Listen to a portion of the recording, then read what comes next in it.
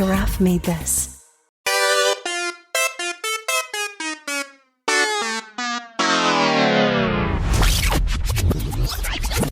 Welcome to our final After Playlist Rewind, at least for the moment.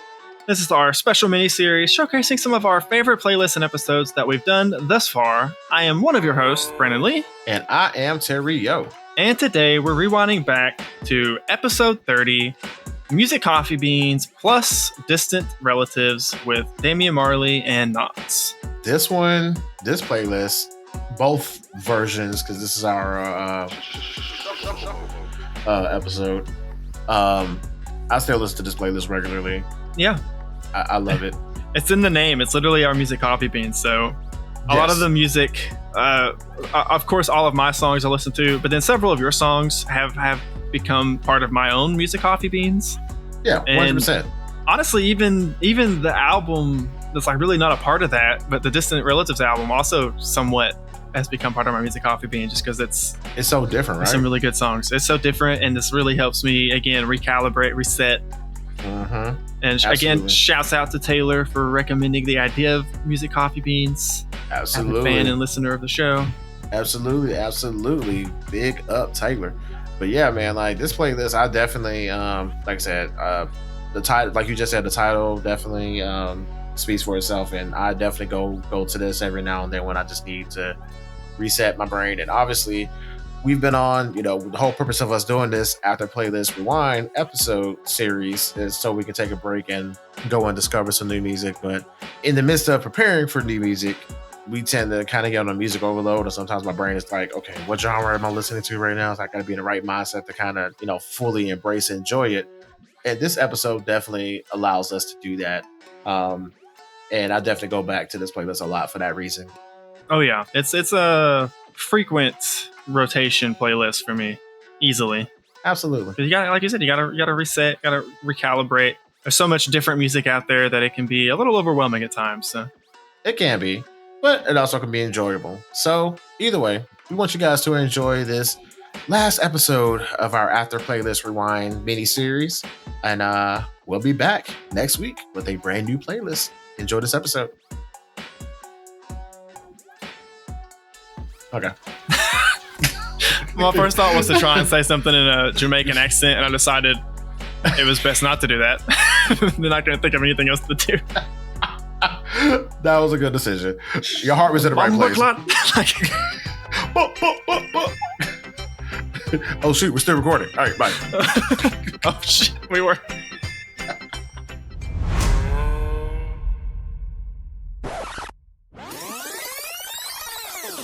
That was good. Like I felt like if we wanted to, we could have kept talking about that a little bit longer. But I was like, let's go and wrap this up. We honestly could have. It felt. I feel like we it didn't feel forced, but I do feel like your last three we kind of rushed through. We could have, like you said, if we wanted to expand on, we could have talked more about them. Mm-hmm. Yeah, I definitely blew through those real quick because I looked at the time. I was like, oh, we're already at an hour. It was coming up on 48 minutes, and I was like, how do I let him know what time it is without being?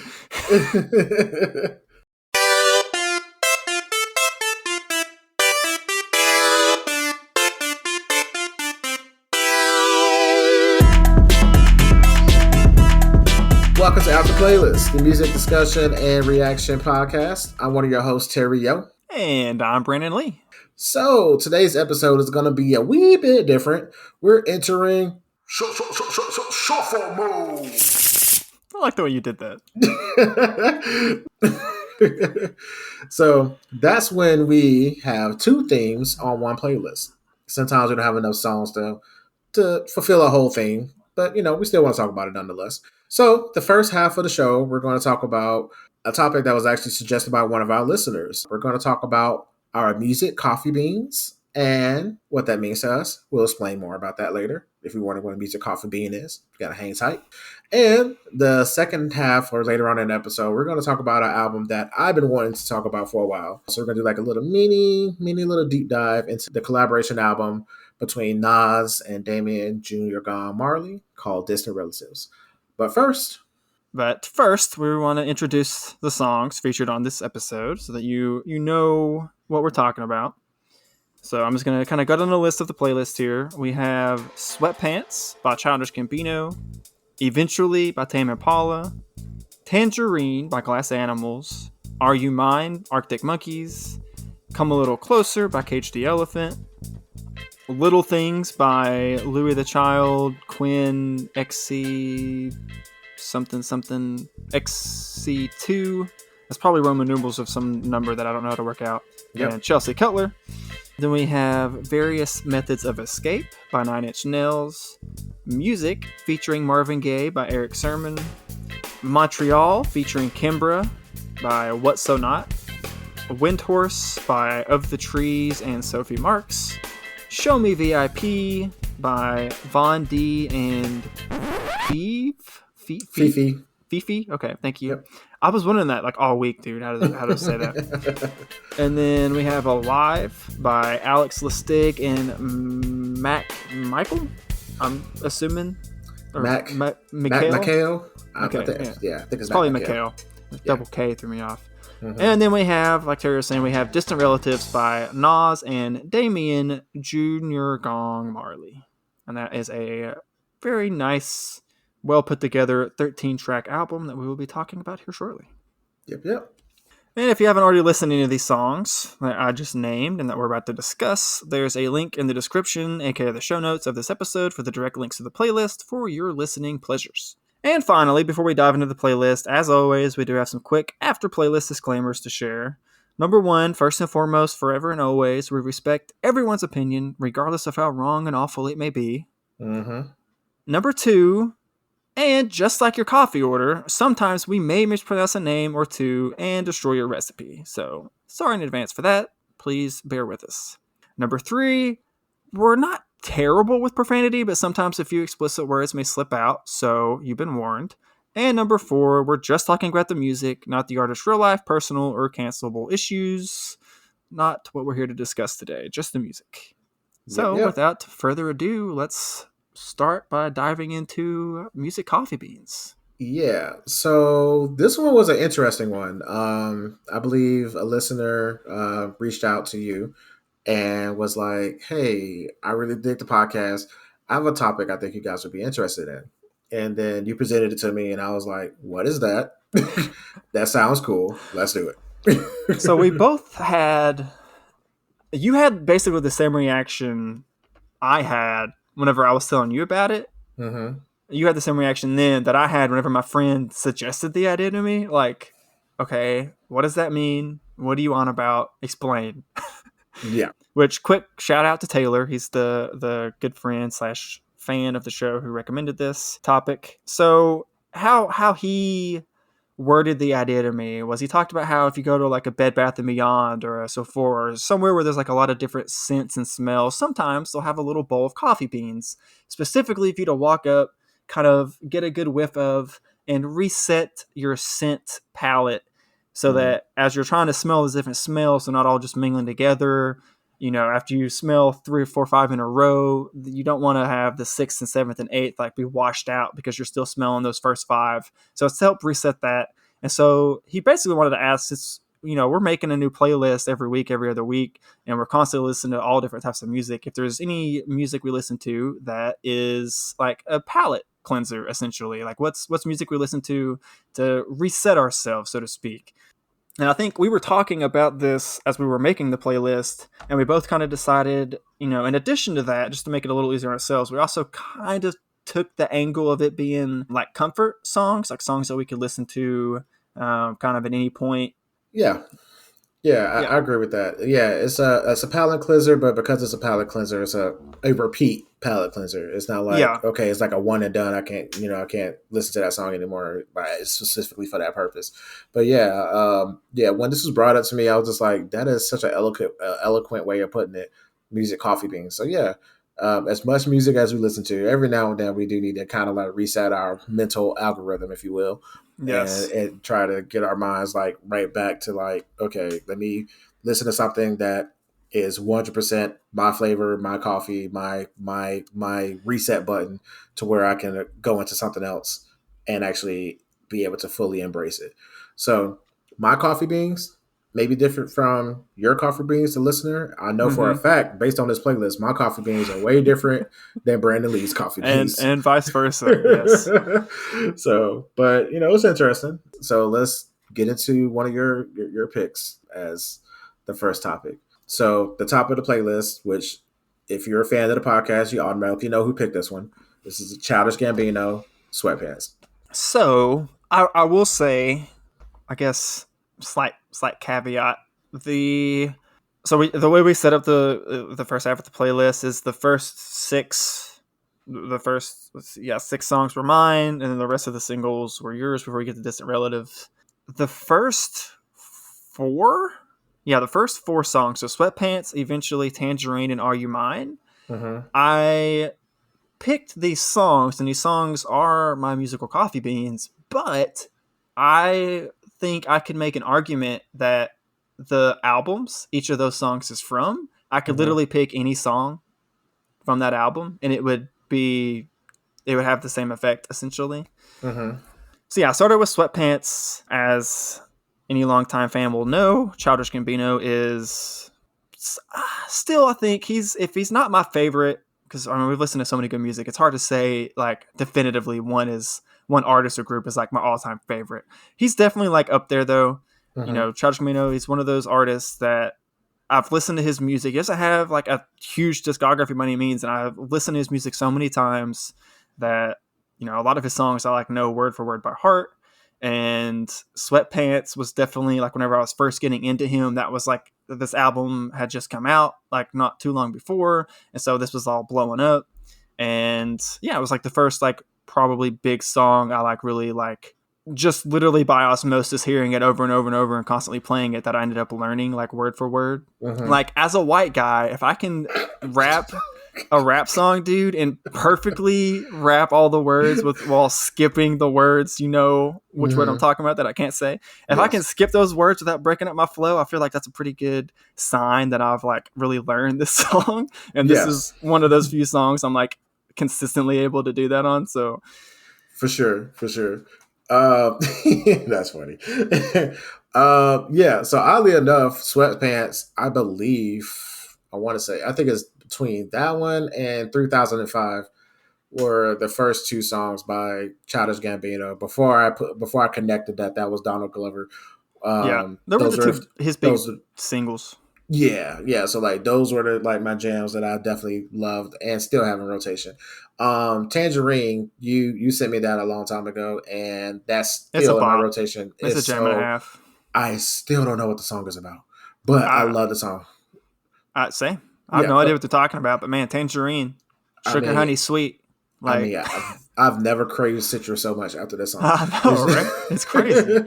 I literally got some orange juice in the fridge right now. I might need to go take a sip. But yeah, so I got a couple big oranges right over. Hey. I can look at them from here almost. Hey, there you go. Eventually, that album Currents, it has one of my favorite songs by Tame Impala off of there. I think that's the album that Same Mistakes, whatever came from. Same mistakes or new mistakes, same old person. Literally, dude, just again, every single song off that album is great. Mm-hmm. Another thing I just kind of sort of just realized is I think a big part of what like makes these songs be like musical coffee beans / comfort songs for me is the fact that I do know them word for word. Yeah. Like, I think I just now kind of connected that in my head, but that's probably, I think that's a big part of it is like, I have to be able to like rap or sing along to the song, like basically in its entirety for me to like get to that level, I think. Yeah. So that's where I think our coffee beans differ.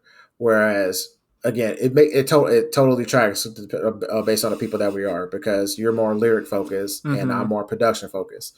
So you probably would notice within my songs, most of them, there's not that many vocals. It's a lot more instrumental and production focused. Exactly. So that's where I retreat to. But yeah, that's a good point. That's interesting. I will say though, come a little closer. Banger. Dude. Love that song, bro.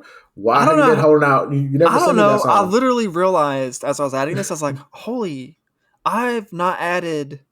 We've been doing this for a year now. Mm-hmm. This podcast, I love Cage the Elephant, bro. Like I truly, they're one of my all-time favorite indie rock bands, and I don't know how they've not made it on any single episode until now. Yeah, yeah.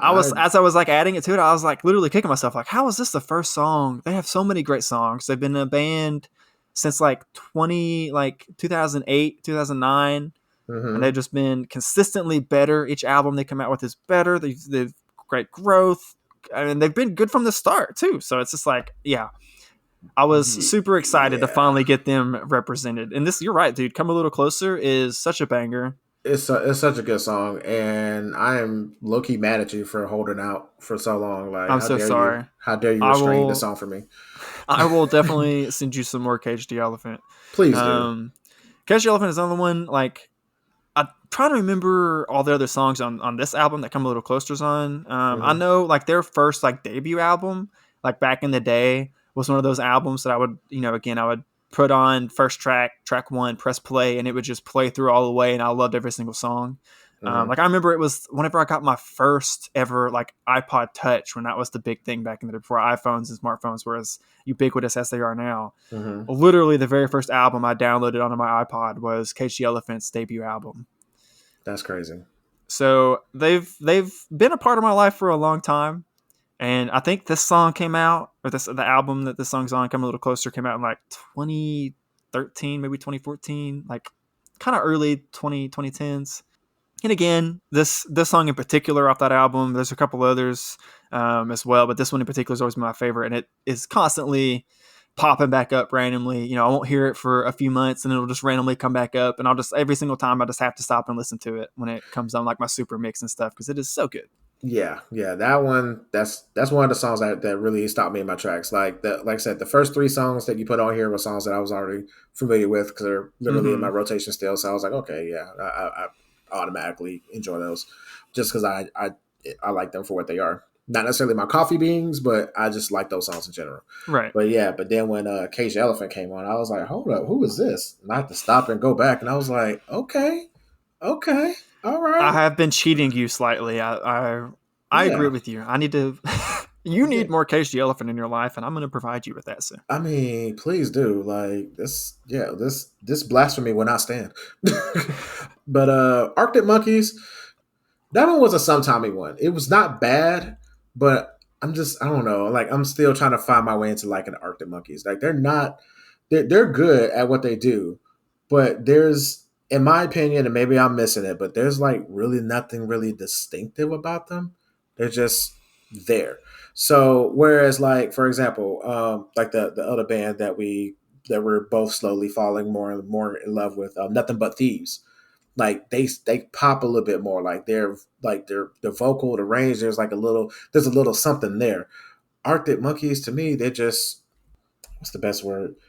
Not template, vanilla, I guess is the best way to kind of put it. Like, but not in a bad way. Not in a bad way. I mean, they're making good music, in my opinion. Yes. But I will agree, they're not like trying to like push boundaries by any means. They're not really being like super experimental or anything. It is kind of by the books in a lot of ways. I can definitely agree with that. Yeah, and I mean, vanilla is good sometimes. Sometimes like you don't need chocolate, you need strawberry. Sometimes good old plain old vanilla will be good enough to suffice, but not all the time, because I'm like, I need a little something.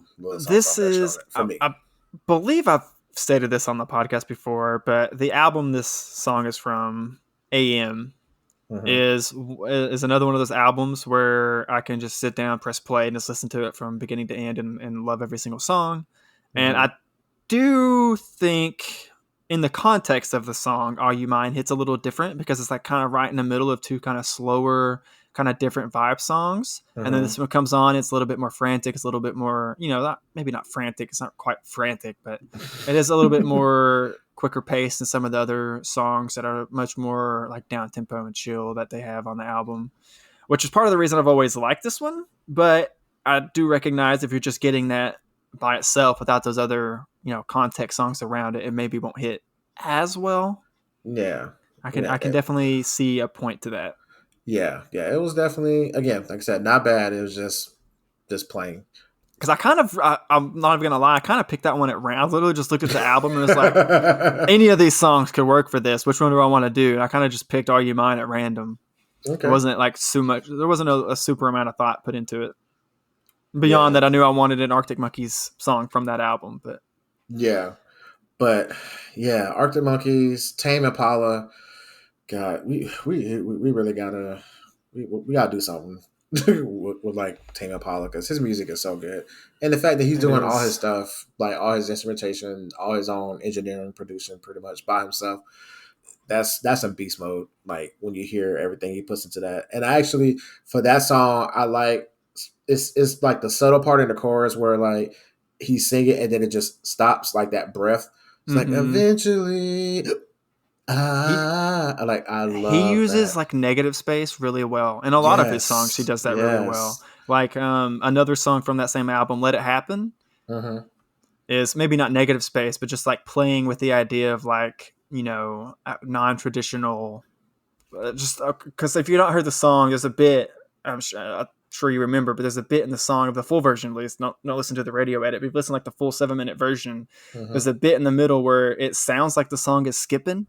Right, if you remember that song, and then the music, it like just has that one beat and it sounds like it's skipping, and then the music like piece by piece slowly gets brought back in and it like rebuilds back up, and like it matches the title of the song. I think whenever I first ever sent it to you, I was like, all right, the title of the song is also directions for how to listen to it. Just let it happen, bro. Because you literally just have to sit there and like just wait for that build up. It's so good. He does a lot of really good stuff like that where, kind of the opposite of Arctic Monkeys. He does experiment and push boundaries and try to get these new unique sounds. And like he's talked, I know in interviews, he talks about how some people have like fidget spinners that they might be sitting there like, spinning a pen in their hand or doing, random, just doing something to keep their hands or their brain occupied. He said he's literally, if he's not actively like playing another instrument or like doing something like mentally intensive, he's playing drums in his head.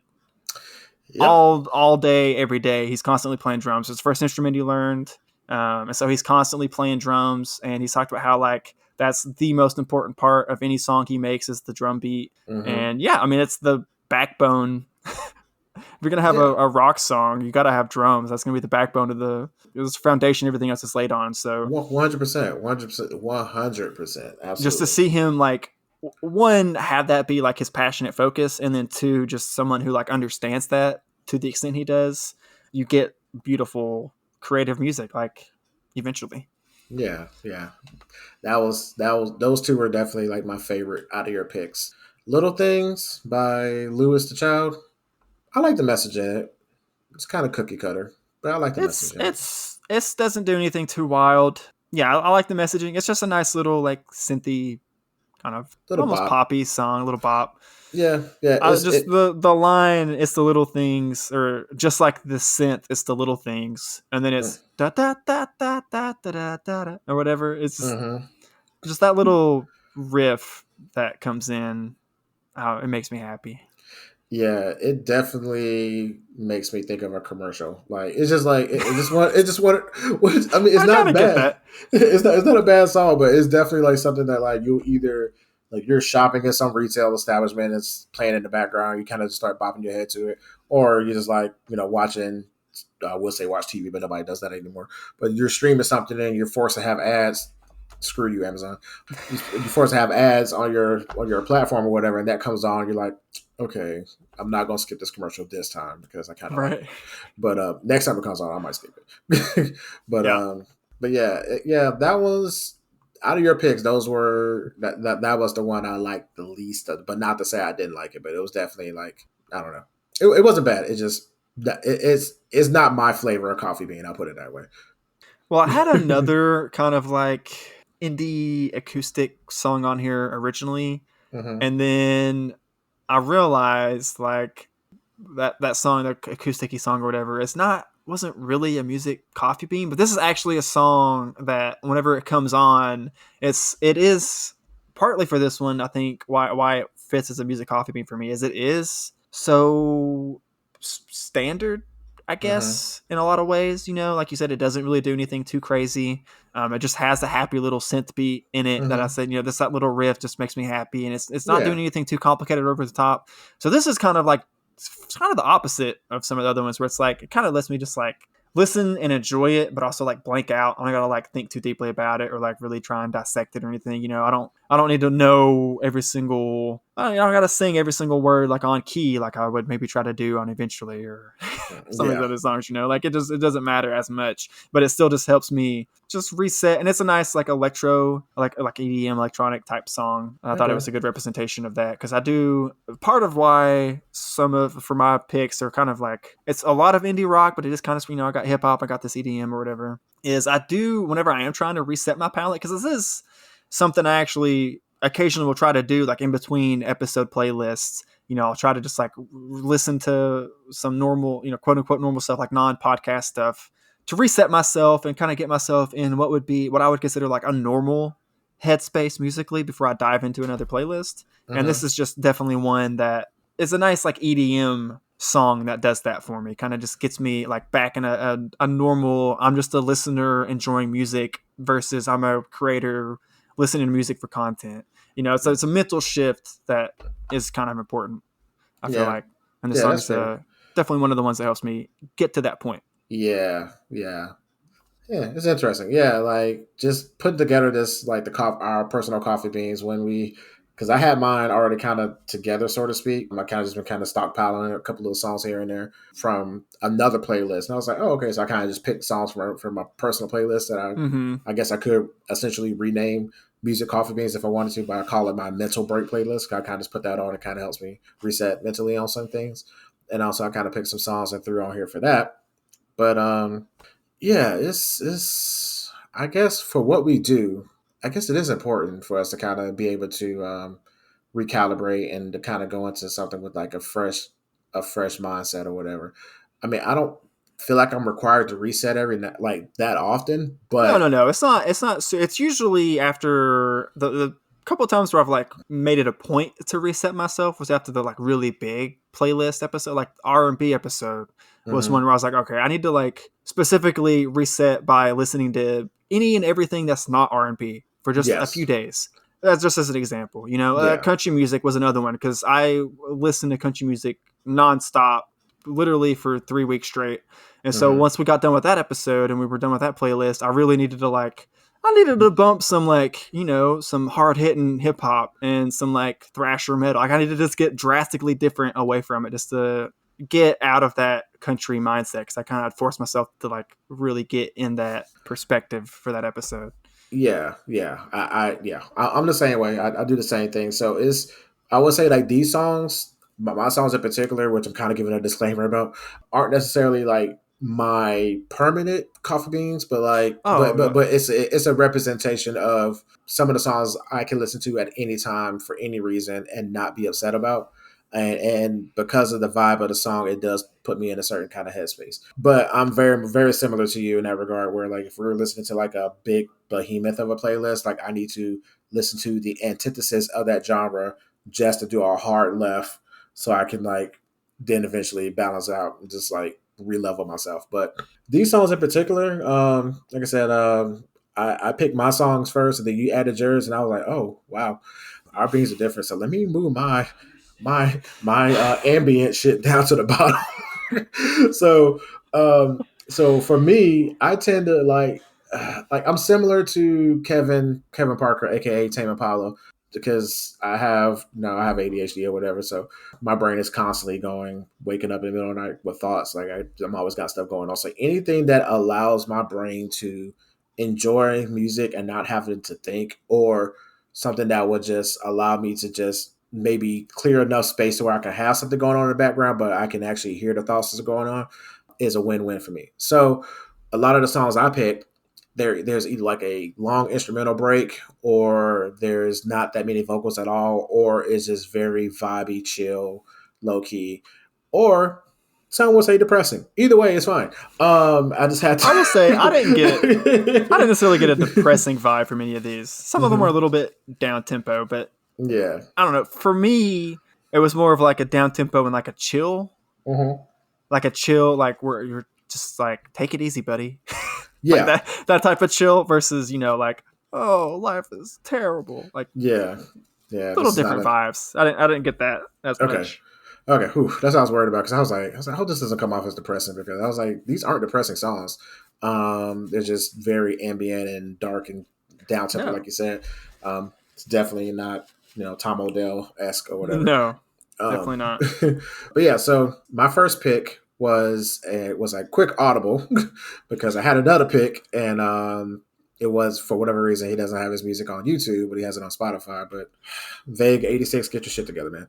I know, right? Because I really like that song too, man. I know, it's such a good song. But that being said, I also really like this song and was super surprised to see you put a Nine Inch Nails song on this list. That was a happy accident. So what had happened with that was around that time I was trying to broaden my horizons with different rock bands, and that's around the same time I discovered Periphery.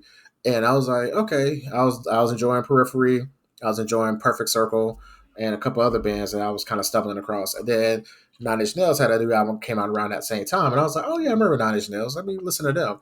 And I remember some songs from back in them, from them back in the day. But this album in particular, Hesitation Marks, I think is the album called. This one was like a departure. So I jumped into Nine Inch Nails when they were doing anti Nine Inch Nails stuff. So this was like an experimental album. And I fell in love with it because you know me, I'm that weirdo. Give me like a synth or something, I'm like, I'm happy. So so this is like one of like 2 songs off this album that I have in constant rotation. And this is like a quick audible that I had to throw in the playlist real quick. But I really like this song for a multitude of reasons. I like the rocky the rock synth thing that they're doing. I like how quiet his vocals are. Yeah. So his vocals have a very like quiet, understated force almost. Yes. I feel like I loved it. So, and like when I was first listening to it, I was like, okay, so what's my EQ off or whatever? But once I, got the vibe of the song. Trent, that's not Trent Reznor. Reznor? Yeah. I think I think he's the lead singer for Nine Inch Nails. Like, I'll be honest, I've not extensively listened to Nine Inch Nails. I've kind of just heard them sporadically on accident, here and there, like, a handful of times over the years. Yeah. But that is one thing I've always consistently been impressed with was his vocals. Yes. Like, yes. Even way back in the, like, starting way back then when I first started out, and then all the way up still. I guess still today he's still doing pretty good. Yeah. So yeah, I was definitely pleasantly surprised by that. And then okay, I'm about to get a little vulnerable. Don't judge me. So the part in the song where it gets really quiet, the music is quiet, and he's also whispering, and it gets real quiet, and then the beat comes back in.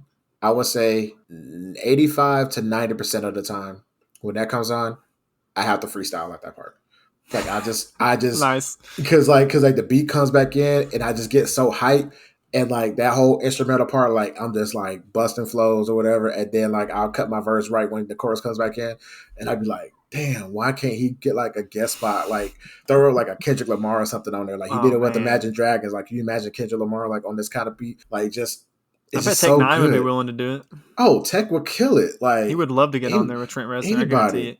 That's what I'm saying. Like, no doubt. And like, just like that part is just such a vibe. Like, I like when like, I don't know, it's a whole vibe. Like, all my coffee beans are all about vibes, man. Like, just when it gets real quiet like that, and then it just like picks back up, you just like, you feel that. What's the scientific word? I think it's like, so you feel that. That's scientifically correct, I believe. Yeah. I really enjoyed this one. Just again, I've not really extensively listened to them, but I have like always enjoyed listening to them, which is kind of a weird paradox. I probably should go and like actually listen to them because I've enjoyed what I've heard. And this one definitely just continues that trend of just being like, wow, Nine Inch Nails, you deserve your place to be still. I mean, I assume they're still around and kicking, 20 years later. I think they started in like the 90s, right? Yeah. They're definitely in the 90s. Like, I recognized them from way back in the day, but again, like I've never really happened to listen to them like that. But when it happens to me, I'm fine with it. So I will say I enjoyed all of your picks, and especially the last 4 are definitely. I mean, they're very specific, like vibe heavy tracks. and I wouldn't mind if any of them pop up, but I really am looking forward to Various Methods of Escape and your next song, Music, that you picked. Yes. Those two were my favorites, and I think if I had to pick one over the other, I think Music would win out for like number one spot, but they're neck and neck. But yeah, both of these songs I think I'm now going to roll into my own Coffee Bean musical reset palette cleanser list, because these were, again, two songs I'd never heard of Erick Sermon Yeah. somehow before this. Huge Marvin Gaye fan. Yeah. So yeah, Music that song is such a vibe, dude. It is, oh my God. It's so good. Just it's so like good. music. Just I was just like, man. That is such a good song to just be driving down the road to, just with the system turned all the way up, windows cracked down, you got the wind blowing in your hair. We've had some nice weather this past week, so I was actually able to do that once or twice, and it was just, Oh yeah, I love it. Yeah, that little run they do there is, yeah. It gets stuck in my head, and I'll just be just like music. I was like singing that to myself at work like all this last week, dude.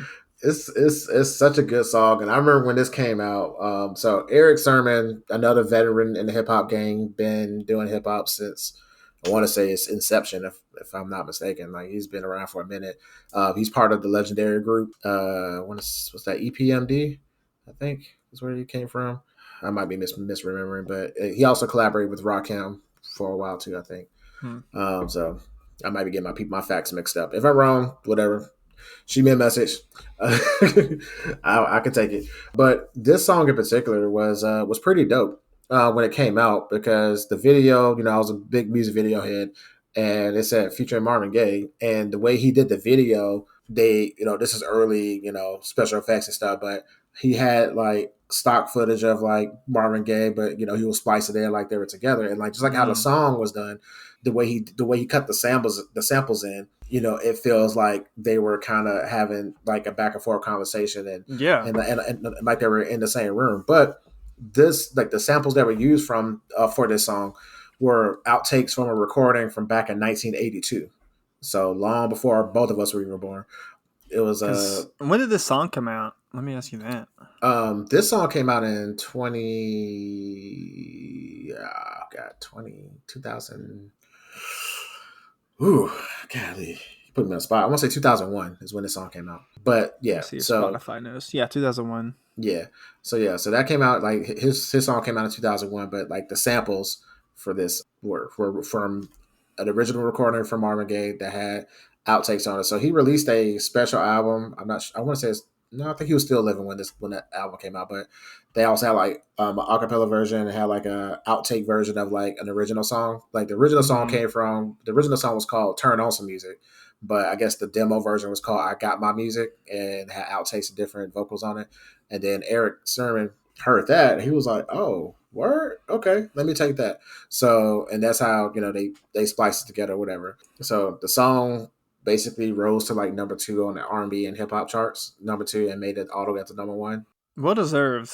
Yeah, definitely. And then, oddly enough, this song was registered at number 21, giving Erick Sermon his highest record single, and then also giving Marvin Gaye his 41st and 40th posthumous hit in like 10 years or whatever. So Dead Man still got it.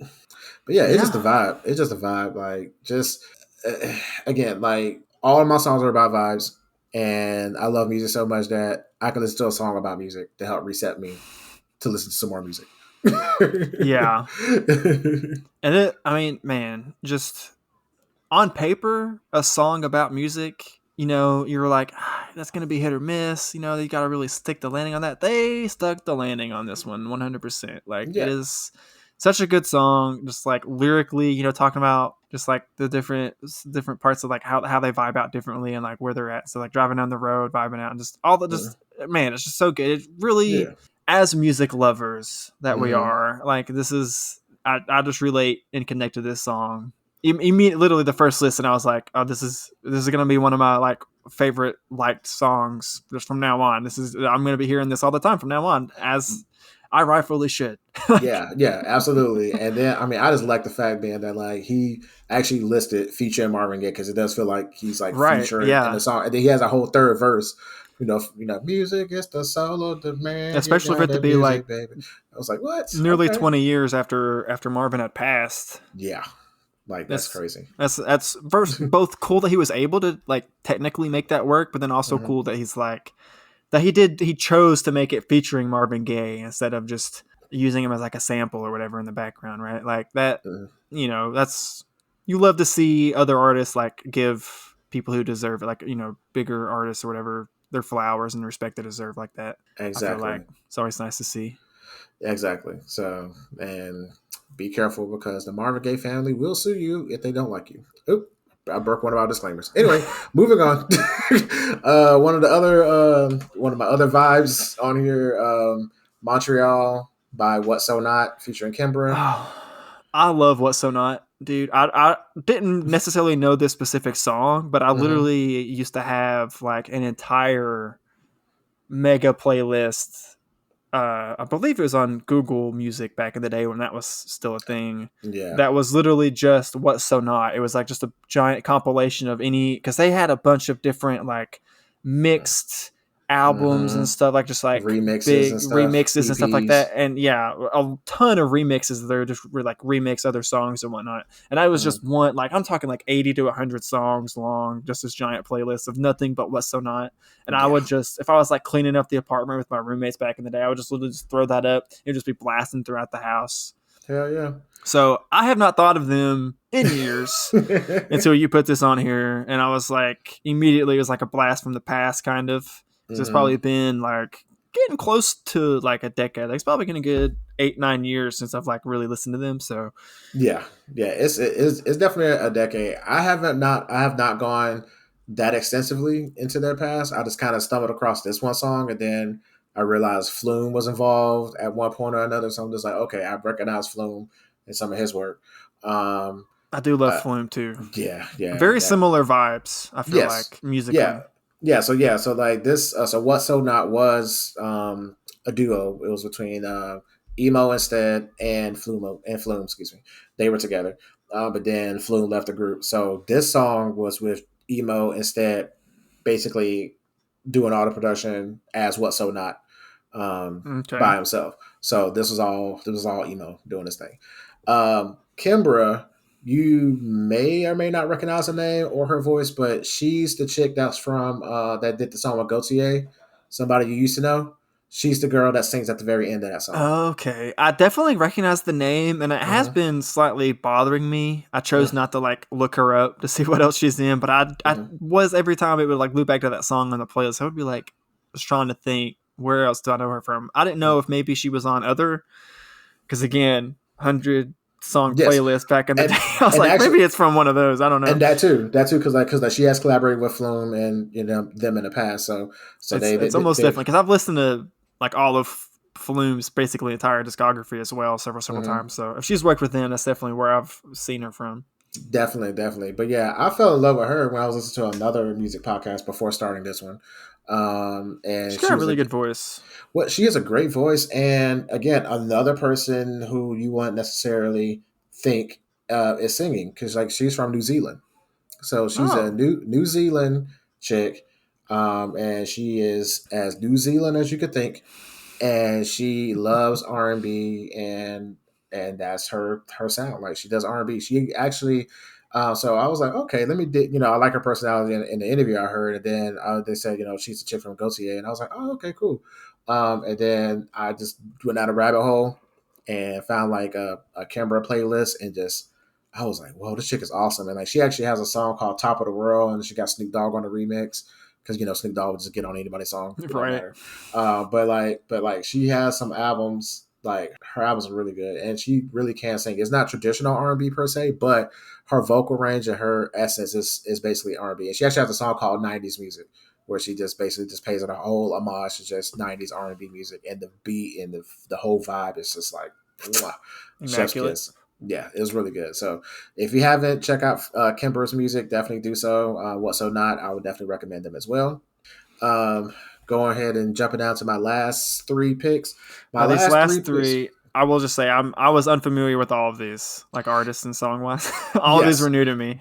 Yes. So all of these people were people I just discovered over the years from various different playlists. I just kind of autoplayed and I just fell in love with those songs. And then I realized slowly but surely that like, oh wow, I do have a love for this type of music where, down tempo, chill, bass heavy, EDM focused or whatever. So all of these guys are talented EDM producers featuring outside talent to perform on their songs. So of Montreal, he's an EDM producer and vocal artist from Portland, Maine, of all places. And he got signed to the same management company as Bass Nectar. Wait, who is So this? of Montreal, excuse me, not of Montreal, Of the Trees? of the Trees. Sorry. Okay, I'm sitting here looking at the track list. Like Montreal's the song we were just talking about. But Okay. yeah, Of the Trees. Yeah, of the Trees. So like I was thinking about Kimbra, and then the next song. Yeah, And there's actually a band called Of Montreal that Janelle Monáe has worked with. So that's why I was getting that mixed up in my head. gotcha. My bad. But yeah, Of the Trees, correction, is an EDM producer and visual artist from Portland, Maine. And they're on the same label as Bass Nectar, you said? Yes, yeah, same management team with Okay. them, and that's how he blew up. But yeah, like so, his whole thing is the whole ambient sound and all that stuff too. But yeah, just like you don't really think of EDM coming from Maine of all places, but What else did they got up there? Uh, EDM and crabs is probably all you got. I'm sorry. Anyone in Maine that's listening, I apologize. I know y'all have probably a lot more stuff up there. Yeah. I've never been. Let me not cast aspersions on a whole state I've never even set foot in. I mean, look, it's fine. If you got EDM and crabs, there's a cream for it. It's fine. They'll clear There's a that whole new right meaning on to up. crab rave, man. They'll clean that right on up. But yeah, so Of the Trees, pretty dope. Like I said, the guy's a visual artist, so I went to their website, checked out some of their merch. All their merch is sold out, but the merch that they had available up there was pretty dope. So I'm like, okay, I'm not sure if he designed it or not, but like some pretty cool stuff up there. The Sophie Marks, I have no idea who this chick was or what she's doing, but I researched her up real quick. Big shouts out to her. She's probably like the only good thing coming out of Florida. Dang, why are we out here? These states are catching. We're catching strays. Roasting these states today, man. These states are catching some strays today. Sorry, not sorry, but yeah. Sophie Marks, she's an indie R&B singer and songwriter, and I want to give her a special plug. She has a song called "White Walls," and again, somebody who doesn't look the part, but this chick really can sing. Like she's not auto-tune heavy or nothing like that. She has a simple song. It's about 2 minutes long, and it's just her and just killing it. So, mad shouts to her, and she's super cute. Moving on to Von D. Phephe. So I couldn't figure out which Phephe was this Phephe because when I was trying to find Phephe, it's too many Phephes out there. So whatever Phephe you is, good job. You did a good job on this song, but She did. I don't know which Phephe you are, but there's another version of the song that I really like. And when trying to find a song on a separate platform, I couldn't find that version because I was really upset about that. But then I stumbled across the VIP mix of that song. And I was like, oh, okay, this is kind of funky. I'm digging this. So it's like kind of loungy, but then you throw in like the EDM on top of that, change the whole vibe entirely. So the original version was like really, I want to say oonsy, but it was more oons definitely than this. But with this one with the piano added on top of it, like the original version didn't have a piano. I think the version I heard was like a sub focus remix or something like that, and I couldn't find that version anywhere else other than on that one platform. For this version, the piano seems so integral. It's so perfect. I having not heard the original, I would almost say without the piano, I wouldn't like it. I could be wrong in that, but no, I do feel like the disagree. piano it's one of the most important instruments in the song.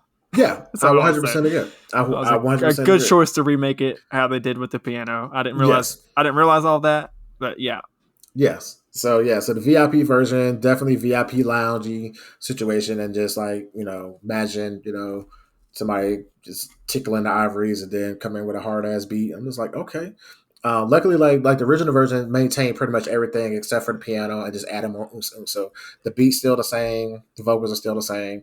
It just didn't have the piano and it had more oomph. But everything else is phenomenal. And I like the chorus with it. I love the vibe of the piano. How there's really no verse, it's just a chorus and just no verses. Which me being the person that I am, sometimes I insert my own verse, sometimes I don't. But it is a vibe where I'm just like, just show me. You know what I'm saying? So I enjoyed it. But Von D, he's a French EDM producer, so he's actually out there in France doing his thing. Oh, okay. And been active for several years, toured around the world multiple times. I really didn't get a chance to find, I didn't find like a website or anything like that to really see what his true origin story is. He seems to be kind of like one of those producers that just want to produce and not really be out there like that, which is fair. Yeah, I can respect that. Yeah. And the last one, you're gonna be shocked by this one because I was pleasantly surprised by this one too. So Alive, produced by Alex Lustig, featuring Mikkael, whatever. Mikkael, probably, maybe. Hold on one sec. We got an order for a Mikkael. Mikkael, your order's ready. Yeah. But so Alex Lustig, he's a producer from Belgium, actually. Oh. So I feel like that's a little, at least here stateside, it's a little uncommon to say the least. Belgium, it's uncommon, especially when you collaborate with all these artists from the States. So who is Alex Lustig? Who is Mikkael then? I assume you're about to tell me. Yes, I am. So let's focus on Alex first, real quick. So Alex, he's a producer from Belgium. He's focused pretty much like on chill, ambient, trap style beats or whatever. And he's worked with Drake, Future, Lil Wayne, Tanashi, Amine, Machine Gun Kelly, and Gunna, to name a few.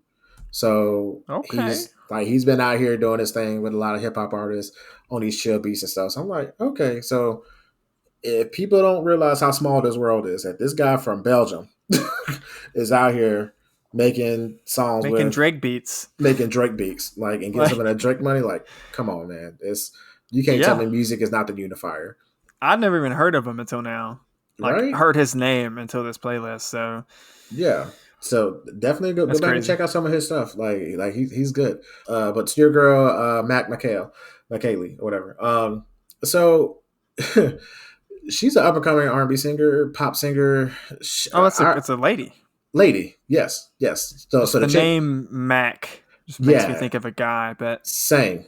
It is spelled differently, so yeah. And then the Michael or Mikkael part was a little different too. So I was like, I guess that was a choice, which is fine, or if that's her given name or whatever. But artistically, I can see how picking a gender neutral name, you want to give yourself a fair shot or whatever. So that's why when I saw her name listed on the song, I was like, okay, is it two producers or who's the girl that's singing? And then I looked her up. I was like, oh, that's her. Again, another small world. She's from Montana. Like this chick from Montana. Another place you don't really hear a lot of music coming out of. No, not at all. Especially not this. So you got a Belgian producer scooped up this chick from Montana, working with Drake and Lil Wayne and all of them. Like you can't tell me music don't unify people. That's crazy. Yeah, that's like the perfect example of that. Yes. Literally worldwide connections being made. Yes, all over music. So for me, my coffee beans are, again, just to reiterate, my coffee beans are purely about vibe and instrumentation. Like that's what I go to when I need to reset, when I'm listening to like an extensive playlist or something that's really a lot, or that's something that's really extremely aka garbage. I'll put this on just to kind of like, okay, let me chill out and just let me just kind of woosah and just start from here and then go wherever else I want to go. And then, I mean, again, my foundation is hip hop, but because these songs aren't necessarily hip hop, it does have the hip hop influence embedded in it with the production, the drums and all that good stuff. For sure. But just the vibe and the ambientness of it all, it gives me a chance to really not think about what just happened or everything else that I've been listening to. It just gives me a second to just be like, almost like, I guess it's gonna sound so corny, but it's like almost like a music meditation so to speak. Yeah, I get that. Yeah. I would agree with that to some extent. Yeah. Yep. So yeah, Yep. that's our at least some of our music coffee beans. And you said earlier like this isn't like a permanent thing, and no, it's not, because some of these songs we maybe might grow out of, or there'll be other music that comes in that'll replace them, or at the very least we'll this isn't all encompassing of a list. Like there's other for music sure. and stuff. This is just some of our like favorites we kind of wanted to use to highlight this phenomenon of like resetting our palettes musically. Absolutely. And now, speaking of resetting our music palettes, I'm going to share with you one of my biggest coffee beans of all time, because I actually listen to this album sometimes when I need to reset from everything too. And that includes hip hop. So we're going to take a quick break and then talk about some distant relatives. Distant relatives. Distant. And we are back. We're back. Back. Shuffle mode. There you go. Damn it, now I gotta make a sound effect. You do it to yourself, bro. I do it to myself every fucking time. God. Anyway, so we're back. Still talking about our music coffee beans, but sometimes you need a little something stronger. Need a little something that's gonna really truly reset your mind frame, your everything, your existence, your purpose, your life, all of that. This is this album for me. I'm talking about Nas and Damian Marley's joint album together called Distant Relatives. It was this album. It does something to me, and it's, I guess, because it's Afrocentric, and then me being African American, I feel something. I feel a connection to something that I'm longing for ultimately. So growing up in the States, we're only taught certain aspects of Right. our history and certain parts of our culture, and there's like a lot of things that are missing or omitted from our history, and we have to go dig in the weeds to find those things. And then when we do find them, because we're conditioned to not believe them or not have misinformation before misinformation was a big thing. He was like, no, I don't believe it, or cite your sources. But it's a lot. Yeah, it just, for me, it does something for me personally. Wasn't really expecting to go that deep that quick, but that's the feels that I get when listening to this album. No, I as a white guy, like I was even able to pick up just the artistic skill, I guess, of Nas and Damian Marley to express those sentiments that you were just talking about in such a way that someone that is not able to like fully relate to those experiences and that life that they've lived or whatever, but still understand where they're coming from is like first and foremost, like I want to give them huge props for that, for having this very humanistic, beautiful theme, starting out for the album, and then just expressing it in such a way that I feel like regardless of your race, creed, background, life history, you can connect to it and relate to it, and get, at least if you're not African American, you can at least somewhat get that, like you were saying, that longing for something that you're missing. Like that's definitely, it came through very clear to me. Yeah, which is crazy. Not to get too deep off in the weeds, but just something I want to implore or to kind of put out there for the world to understand. As an African American, we're forced to imagine ourselves in roles that don't look like us. So, for example, before Miles Morales was a thing, if I wanted to be Spider-Man as a kid, I had to imagine myself as Peter Parker. So, and that was what I identified with. Now, the inverse of that, you don't see as often. And then a lot of times you see people who just kind of just wash it off and be like, well, I don't understand what they're saying, or it doesn't apply to me. But I'm just like, empathy is universal. It doesn't really matter what race you are. It should be. That's right. There's a lot of people that miss that class, it seems. Clearly. So just, just like how you said, it was clear and abundant throughout the whole album, the messaging, the social, political, commentary, along with the Afrocentric, themes. there are some people who will just dismiss it or won't pick up on it or just won't catch it or won't even attempt to even understand it because it's foreign to them. But again, as an African American, we are conditioned to, we have to, if we want to assimilate into society, we would have to, in multiple different ways, have to adjust ourselves or imagine ourselves in those roles accordingly, or empathize with things that don't necessarily look or sound like something that we're into. So I want to put that out there first and foremost when listening to this album. This album is for everyone, even though it's a heavy African theme behind it. It is for everyone. So I feel like there's layers to it, right? Because at the base is the African centric theme, but I mean, they kind of end the album talking about this with like, Africa was the birth of our species as a whole, not just Africans that are, African, like ethnic people that are, regardless of where you're from. Yeah. Like literally, no matter who you are, you have an ancestor that came out of Africa at some point. That's literally the birthplace of humanity. And like that, you take that with the title Distant Relatives and you stretch that out where, they're basically saying, regardless of who you are, where you come from, what color you look like, what you believe, we're all, in a sense, distant relatives. Yes. And that is such a beautiful, like, again, just human-centric message of coming together and just celebrating that in a lot of ways. Like, we're different and we have all these different backgrounds and whatever, all that stuff I just said, but we're all people at the end of the day. We're still, we have that basic connection. We should all have that basic connection to each other, regardless of where we come from or what we've experienced. And just, again, they did such a great job, man, just really bringing that idea to fruition. And this album is such a good example of really what we're all about here at After Playlist, of just like connecting people, regardless of what where you come from, what you're doing, how you've lived your life, or what you got going on. Like, I think there's something in this album for everybody to get out of, in my opinion. Absolutely. And again, just the messaging and the lyrics. I mean, Nas alone is like one of hip hop's greatest poets. And he doesn't really get the respect that he gets. He doesn't get the respect that he deserves, mainly because the way he moves, he'll do a feature here and there, but he's not like all about being out there like that. And then also, let's face it, Nas has chosen some terrible beats over the years. So his lyrics are great, but the production has always been womp womp.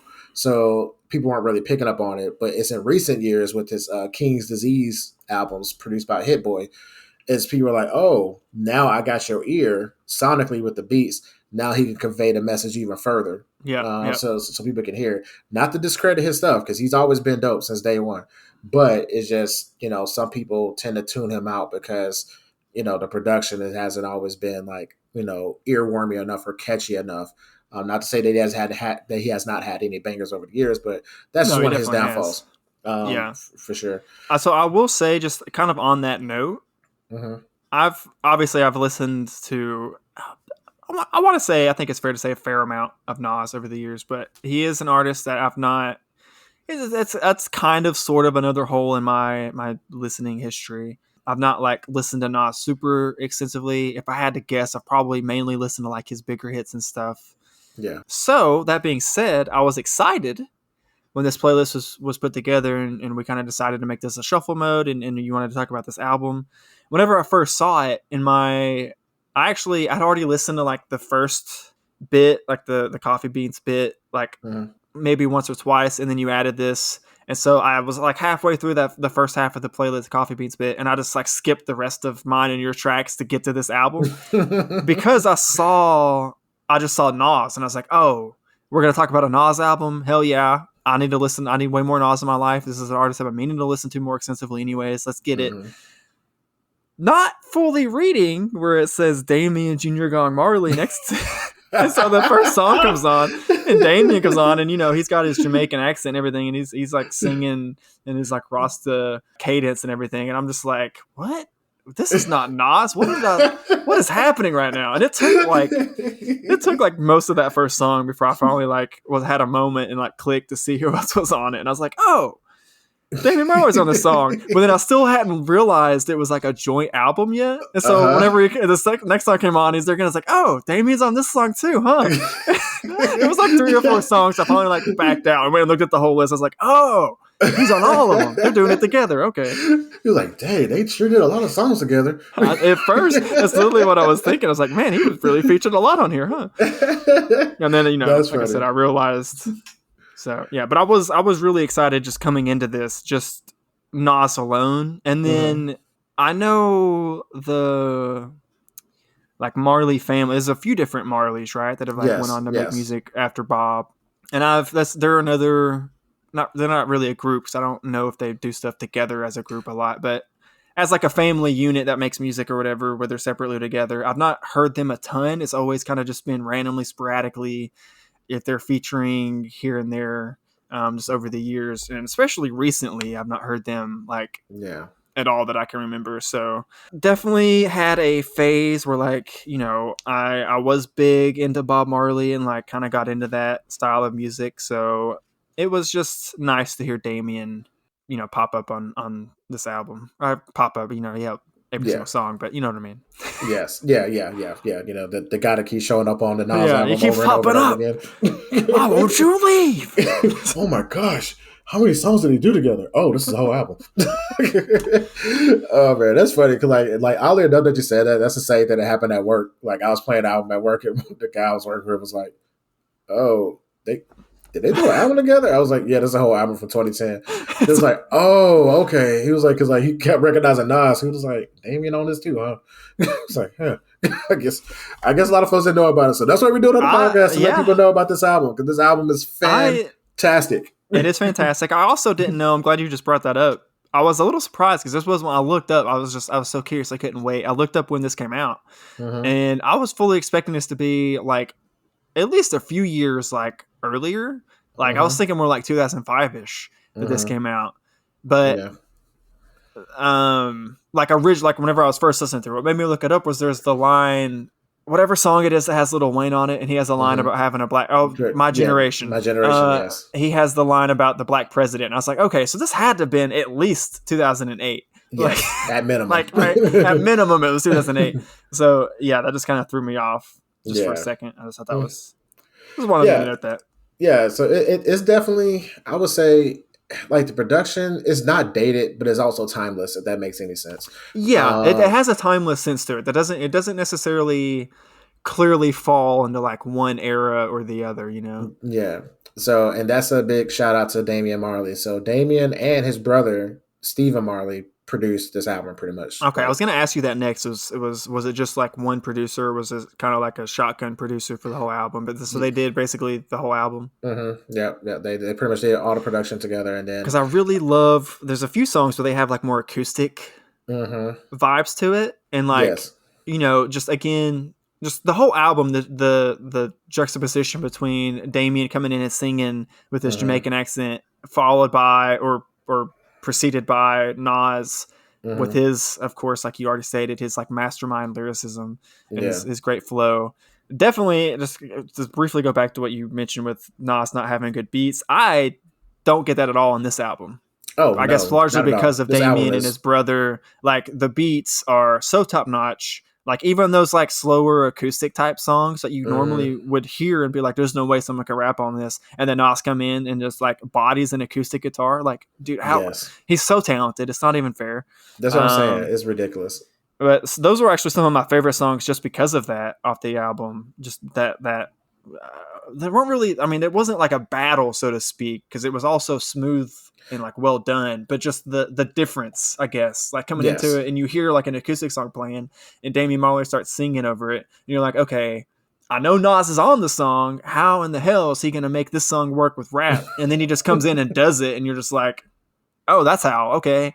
He made that look so easy. It's just, I love that. That's dope. You pick it up on everything, man. Like this is great. Like the chemistry and the unity between Nas and Damian on this project is ridiculous. So just to give like a quick little blurb about how the project actually began. So the project is supposed to be like a charity EP. Like EPs are typically like maybe like 5 or 6 songs at the most. Right. And it turned into this full album. Like they just kept vibing out and just like, yeah, we gotta do the whole project, bro. So, and that's how that happened. And then they it was a charity EP with the proceeds to help build some schools out in Africa, specifically like the Congo region. And they went ahead and did a whole album instead, and then the proceeds went towards that as well. So I like the fact being that, it didn't have to happen for a purpose, but it did happen with a purpose. It just makes you love it that little much more, dude. It's like, okay, the album's already great. You got great message, great artists, great creativity. And it also went for a good cause. Dude. I know, right? It's like your heart just swells. It does. It does. So just like in listening to this album, like it just, again, for me personally, this is like one of my like hard reset. Like this is me like unplugging the modem from the wall, like just resetting everything. Like I put this on and I just kind of just like, I get my hip hop fix. I get my different genre fix. I get the lyricism fix. Like it brings me back whole. And then there's so many good songs off this album. You already named a couple good ones, but there's like, I mean, I'm not gonna lie, I love every last one of these songs. I was going to say, I don't think I could pick a favorite. Like I could pick. There's like three. There's three that's in my top pick, but I absolutely love every last one of these songs. My favorite ones that I listen to all the time, still in rotation. I love Patience, and I love My Generation. Those are My Generation. Maybe if I was like gun to my head had to force, I might pick My Generation, but I don't. Even that one, I don't know, man. There's so many other good ones on here. It's so hard to pick. I do love My Generation though. That one's really good.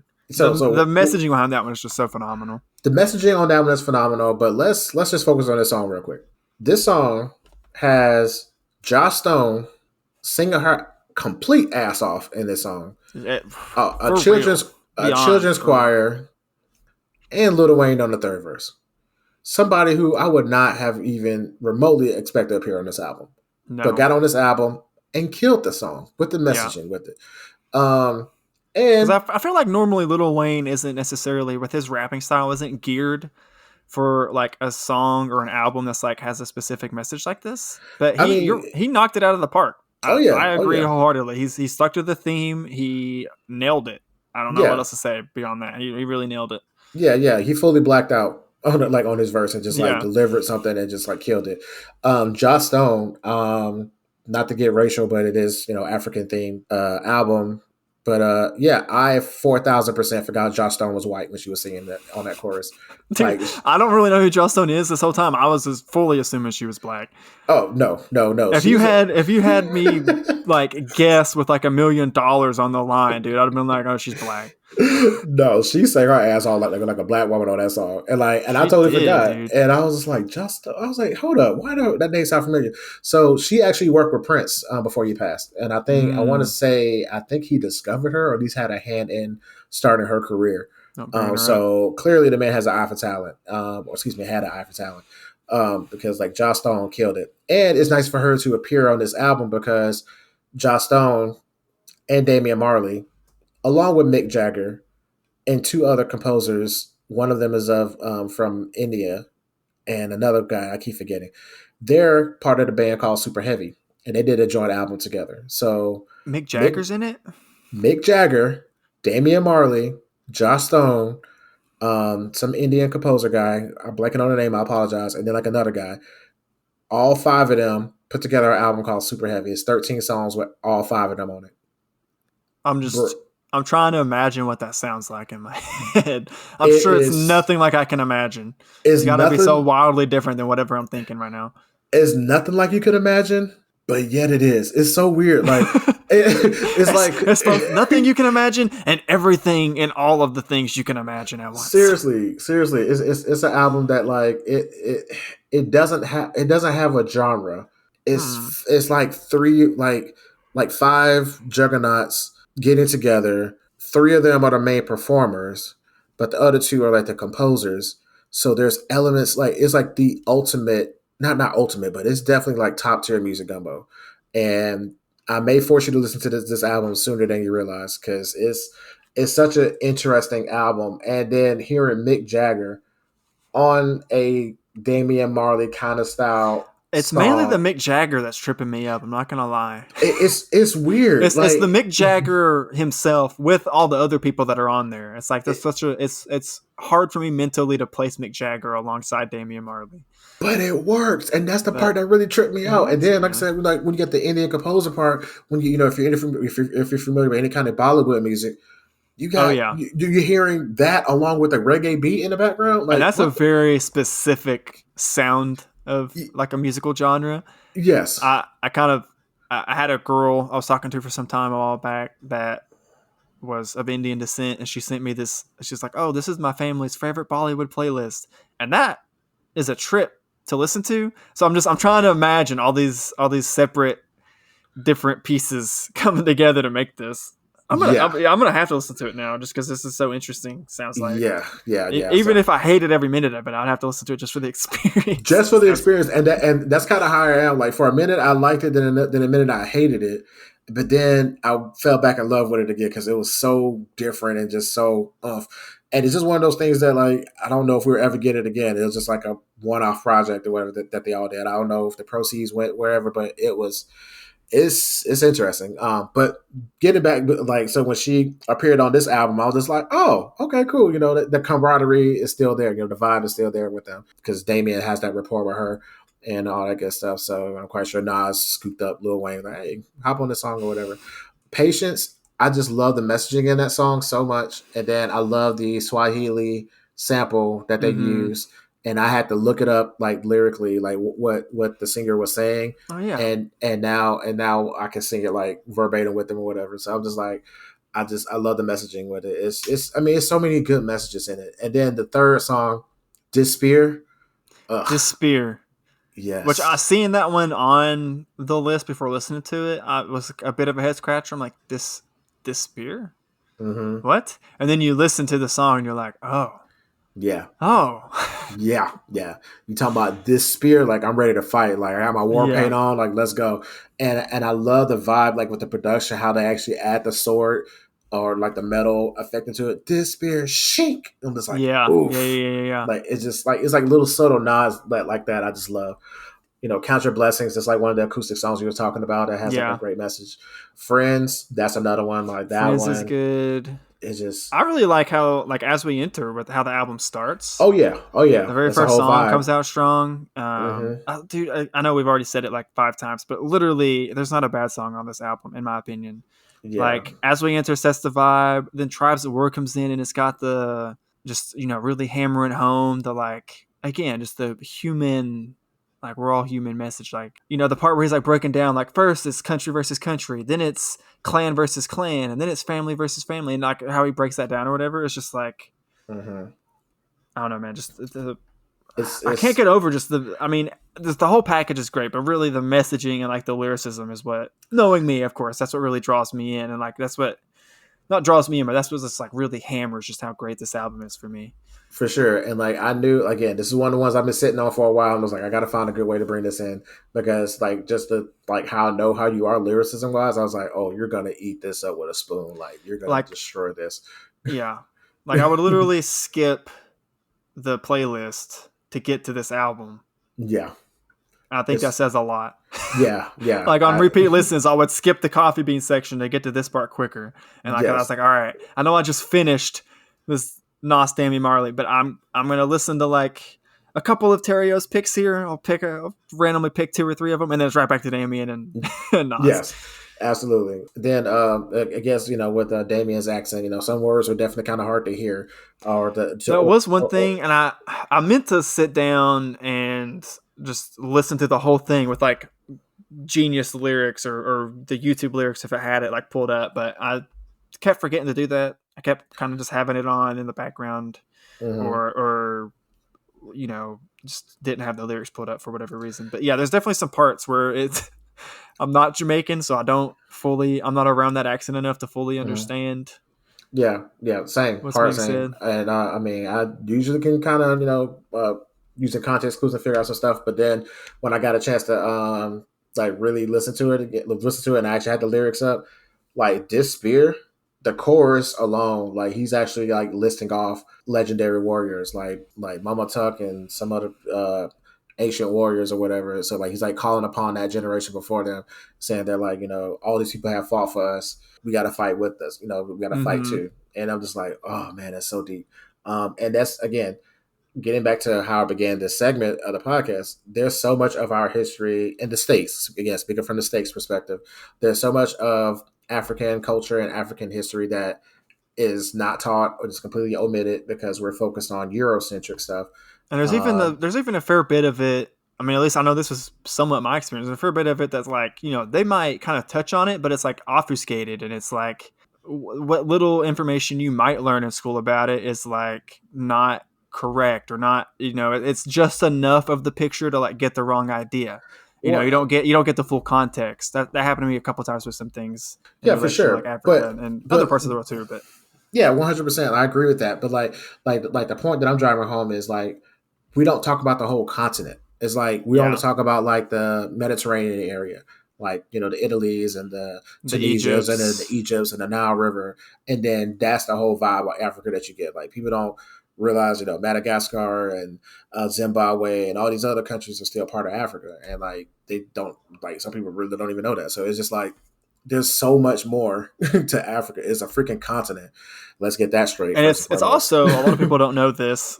Quick geography lesson for you. You can fit basically all of the United States, and I think like most or basically like all of North America, and then a good chunk of South America and Africa, and like still have some like a little bit of space for wiggle room. Like it is by far the biggest like single continent. Like Eurasia is kind of one mega continent, but if you like split it up, Europe and Asia, Africa is the biggest continent. You look at it on a world map, especially from like a United States perspective, you're like, oh, you can take Texas and it's almost as big. No. Texas is a fraction of the size. As big as Texas is, it is. Africa is so huge. People just don't really understand just how big of a country it is. And that also plays in what you're saying, because you have a big country that's a lot of space for a ton of history and a ton of things that happen that just aren't talked about. Yeah, People and then don't also even realize it's there. Well, that and also that Africa is not a monolith. So there's like much different cultures and different segments and different dialects and all these different things. That's a great example. Think of how, or that's a great point rather. Think of as an example. Think of how you move literally from one state to the next in our country, and how drastically the culture can change. And then again, just put it in perspective. You can fit the entire United States, both with Alaska and Hawaii and everything, all of 50 states, everything we own as a country. You can put it in, and it's like maybe close to like 20% of the continent.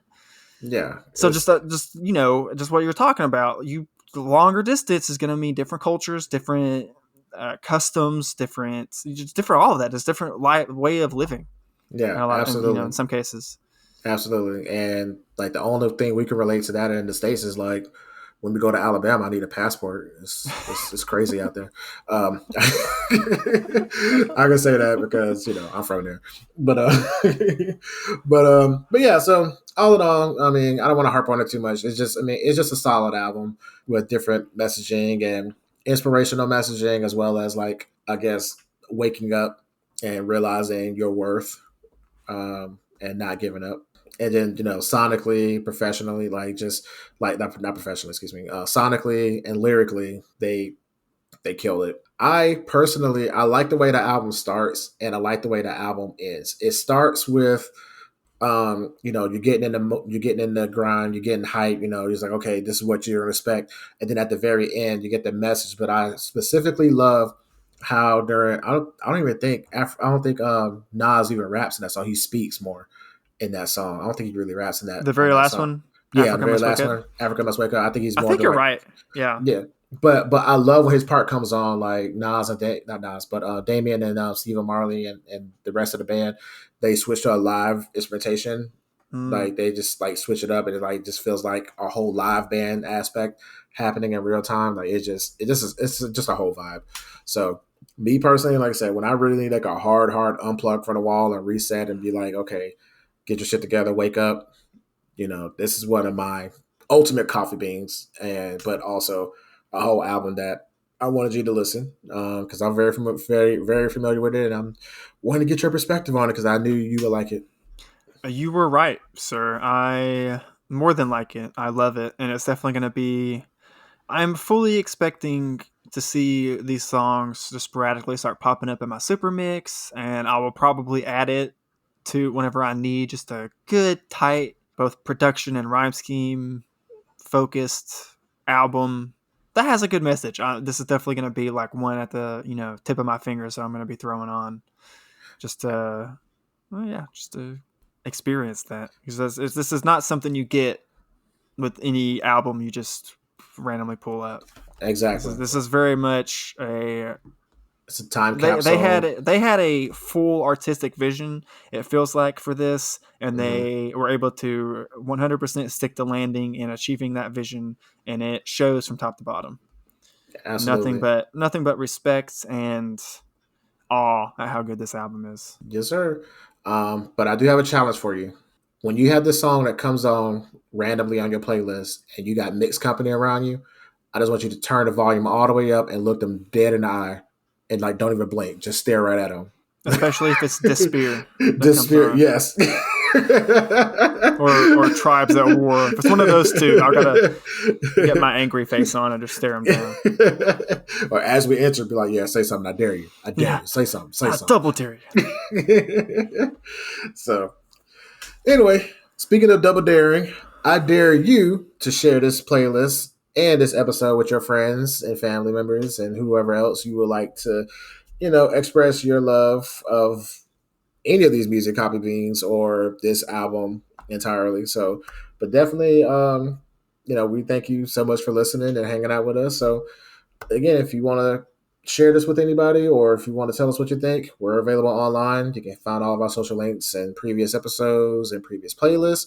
All of those things are available to you at any time at afterplaylist.com. We're also on Patreon, so you can find us at patreon.com/afterplaylist. If you would like to support us, we would be very grateful. Absolutely. Every little bit helps to keep the streams going. Yep. Until next time, keep on listening. Keep on listening. Bye. Bye. Black Giraffe made this.